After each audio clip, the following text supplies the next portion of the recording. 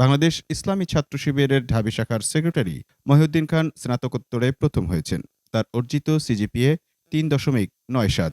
মঙ্গলবার ২২ এপ্রিল সামাজিক যোগাযোগ মাধ্যম ফেসবুকে দেওয়া এক স্ট্যাটাসে তিনি তার ফলাফলের বিষয়টি প্রকাশ করেন। খোঁজ নিয়ে জানা যায়, মহিউদ্দিন খান ঢাবির লোক প্রশাসন বিভাগের ২০১৮-১৯ সেশনের ছাত্র। অনার্সে তার সিজিপিএ ৩.৯৩।